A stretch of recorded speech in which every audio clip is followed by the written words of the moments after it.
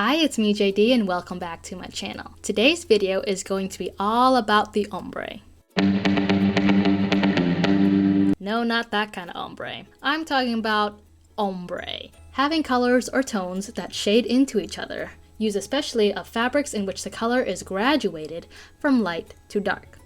Exhibit A, my hair, even though it's up. There's light shades at the bottom and dark shades at the root, as are most people that haven't been to the stylist in a while. Anyway, ombre is used in paper crafts when you want to start with a dark shade and fade it out to light, or start with a light shade and build it until you have darker color along the bottom or towards the top or to the side, whatever direction your ombre is going. An ombre effect is a really simple way to add to your clean and simple card or your one layer card, but still adding a wow factor to it, still adding that handmade feel to your greeting cards. I'm going to show you five different ways of using the ombre technique in your card making or paper crafts. This video is part of the Save the Crafty YouTuber video hop. There are over 125 prizes being given away throughout the hop. To be eligible to win, all you have to do is subscribe to my channel, leave a comment down below, and follow along this video hop, which I think is about 5 days long. I will list more details about the giveaway and the rules and the criteria and all that stuff down below in the descriptions. But first, let's get to the ombre effects. For all of the ombre techniques today, you definitely want to protect your work surface with a easy clean mat like the one I have here. The first ombre technique we're going to do is to use watercolors. I'm going to start by wetting some watercolor paper that wasn't all the way clean, or my brush wasn't all the way clean.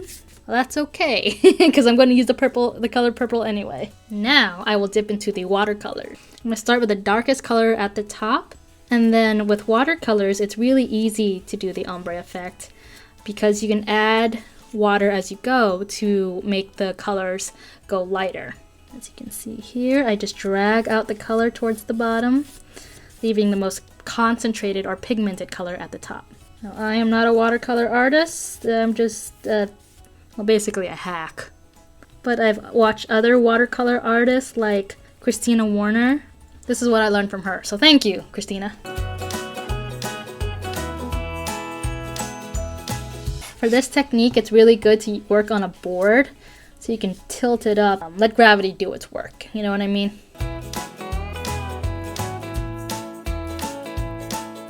You might have to do a couple of layers to truly get the ombre effect that you want.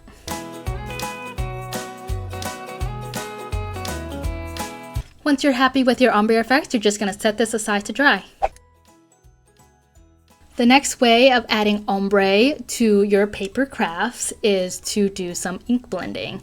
And with ink blending today, you can use pretty much any dye ink. Today I'm going to use some distress oxide inks because these blend like butter.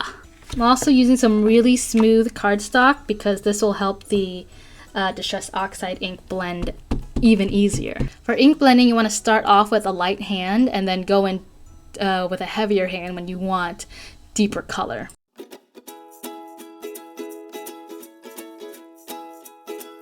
Similar to the watercolor ombre, you want to layer your colors as it's easier to build color than it is to take away color.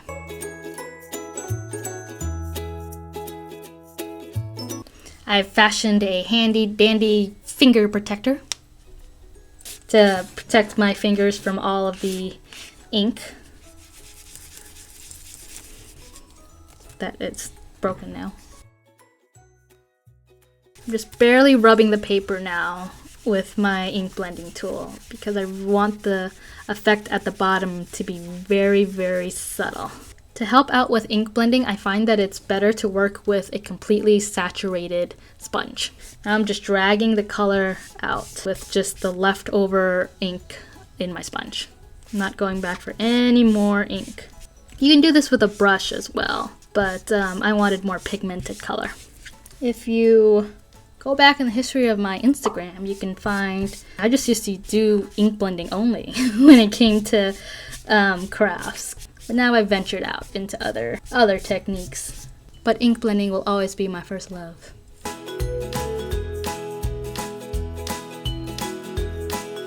Once you're done with the ink blending, similar to the watercolor, you want to just let it set aside just for a little bit to dry before you stamp on it or do any other techniques on it. Another way of doing the ombre technique for your cards is to use alcohol markers. And the alcohol markers I'm using today are Copic markers. I like using Copic markers because they have so many different colors in between that it's really easy to do an ombre effect. All you need is probably a trio of colors that, you know, ranging from the dark to the medium to the light. So I start, ooh, my Copic marker is strong smelling today. Ooh, ooh, ooh. I just got a big whiff of that. Oh goodness. Okay, hello. Okay, as I was saying, with Copic markers, I like to start with, I still smell it! Oh my god! What is with this? I've read somewhere that's a sign that your alcohol marker might be a little too filled. So I think you gotta open both sides just to let it air out a little. I'm back, I swear. As I was saying, with Copic markers, I typically put down the lightest color first, and then the medium, and then the dark, and then back to medium, and then to light. Now I know what you're thinking, like, this lady is crazy, like, that is some hideous coloring you got going on yet. But, not to fret, I'm going to use this as a, just a piece to die cut from. This one doesn't smell so bad. Just that marker. Whoo-yay-yay.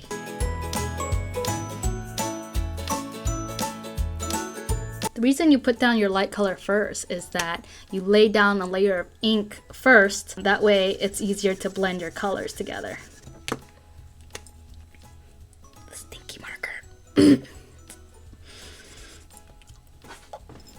Oh, what is with this marker? Oh, man. I swear I'm not faking this. This one just really stinks. Someone has a spare BV02 they want to send me. And that is a quick but kind of smelly way to get an ombre effect with alcohol markers. The next technique of applying ombre to your paper crafts is to do some stamping. With the help of a stamp positioner, I have the Misty stamping tool. It's really easy to have an ombre effect on all of your stamping techniques. I'm going to show you two ways to do this. The first is with a background stamp. I have my paper in my Misty. I'm using one of these corner doohickeys because I'm using a huge background stamp, and that will help me place the background stamp in here, like so. Then I'll get out my inks. I'm using Catherine Pooler inks today, which are one of my favorite inks. Start with the lightest first. I'm only going to ink up part of the stamp first. Swing the door over. Well, remove the doohickey. Ah! Do over. Okay. I can craft, I swear. And stamp. Ooh, pretty. And then you move on to the second color of ink, making sure to overlap from where you previously inked on the stamp.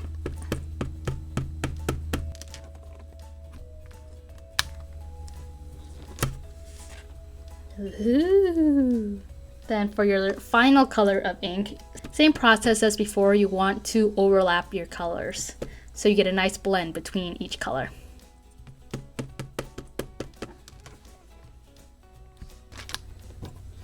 And look at how pretty that looks. I think I'm gonna do another layer of the bottom color.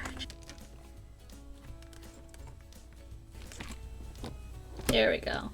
That is a much better ombre. The second way of doing ombre with stamping is if you don't have a stamping tool, you can just use regular acrylic blocks. So what you need to do is just, I like to have all of my stamps on my acrylic blocks before I do this.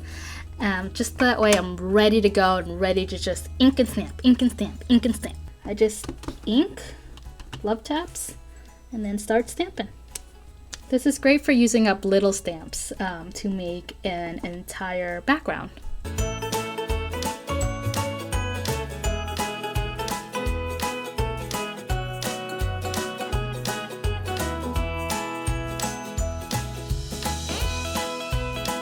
And there's another way of doing ombre with stamping. For this next technique of doing ombre, I'm going to be using up my scrap pile.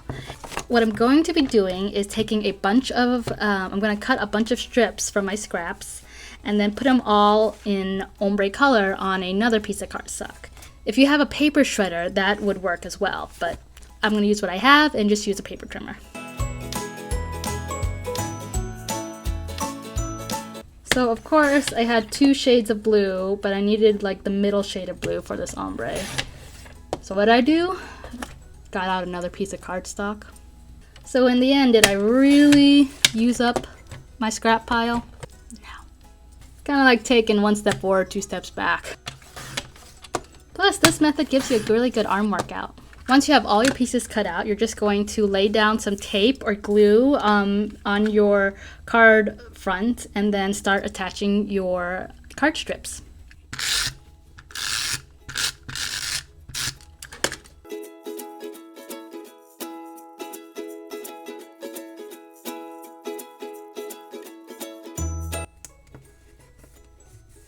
I'll just trim off the ucky side. And that is a good non-inky way of doing some ombre. Alrighty, let's recap how I turned all of the ombre projects into actual cards. The first technique was using watercolor. Next technique was using ink blending. This was made with distressed oxide inks. Then after that, it was using Copic markers or any alcohol markers you may have. Then we did ombre with stamping, and the first way was to use a stamp positioner and just inking different inks on one stamp. And the second way was using individual stamps to do an ombre effect. And the final way was to use die cutting to create an ombre effect for your background. And in doing all of these cards, I realized that I created my cards in ombre effect, which was totally not planned. I didn't realize I was just picking out colors that I thought were pretty. How meta is that? I'm teaching you ombre and my cards are ombre. Anyway, that does it for me. Again, to enter the giveaway, be sure to leave a comment below, hit the subscribe button, and check out the next video in this video hop. Thanks.